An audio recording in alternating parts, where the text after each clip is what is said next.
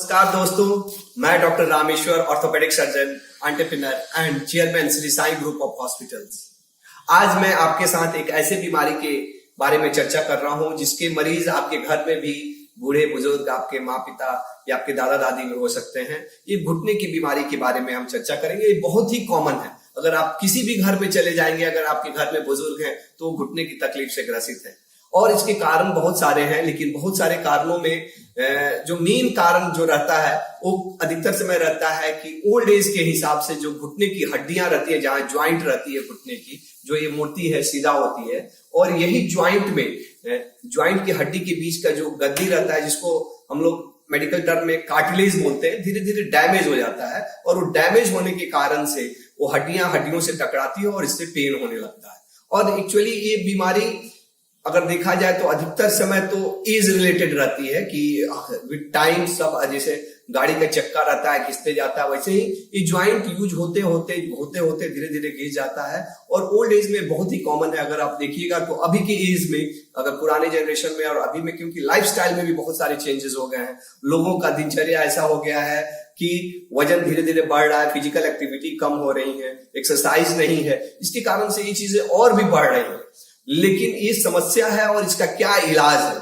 अगर देखा जाए तो ये ज्वाइंट की जो खास करके घुटने की दर्द की जो समस्या है, खास करके ओल्ड एज में, ये बहुत ही कॉमन है। हमारे जैसे हॉस्पिटल में अगर 100 मरीज मैं देखता हूं अपने क्लिनिक में, तो 10 से 15 मरीज ऐसे रहते हैं जिनको यही तकलीफ रहती है।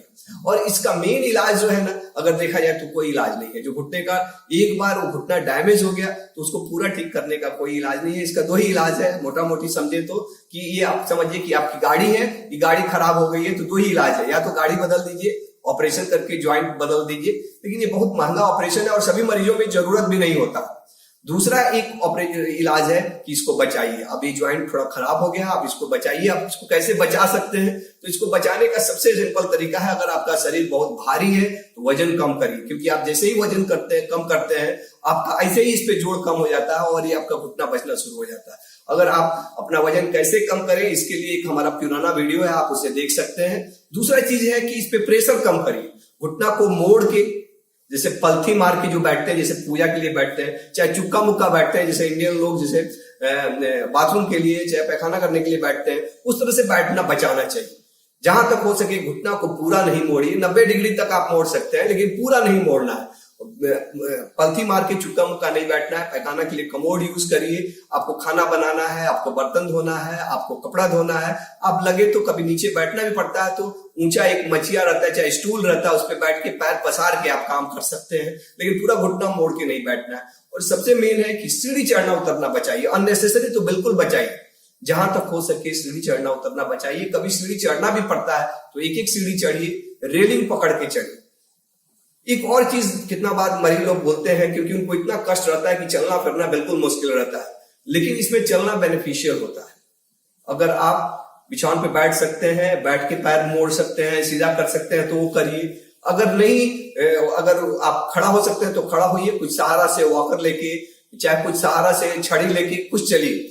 ये बेनिफिशियल है, आपको चलना बेनिफिशियल है। बहुत कष्ट रहता है तो हम लोग असिस्टेंट वॉकिंग के लिए एडवाइस करते हैं, खास करके ओल्ड एज में। भले ही बहुत लोग नहीं मानते हैं, लेकिन अगर आपको घुटने में बहुत दर्द है और घुटना टेढ़ा है तो आप छड़ी लेके चलिए, इससे बहुत बेनिफिट होता है।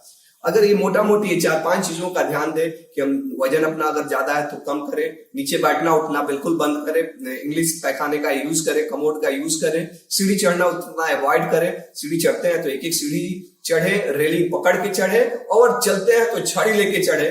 तो मुझे लगता है कि 70 to 80% केसेस में आपका पेन बहुत कम हो जाता है और आपको दर्द की दवाई की जरूरत बहुत कम लगती है। और इससे आगे मुझे लगता है कि अब आगे जो ये तो ध्यान हो गया, एक दूसरा है एक्सरसाइज भी। अगर आपको ये मेरा वीडियो अच्छा लगा, आपका इसमें लाइक आया, कमेंट आया, तो अगर आपका रिक्वेस्ट रहा तो मैं इसमें घुटने में दर्द के लिए क्या एक्सरसाइज किया जाए, जो मुझे लगता है कि इसके इलाज के लिए रामबाण है, अगर आप उसको रेगुलरली करें तो उससे बहुत बेनिफिट होगा, तो मैं अगले वीडियो में उसको भी आपके सामने लाऊंगा। थैंक यू दोस्तों। Think healthy, be healthy.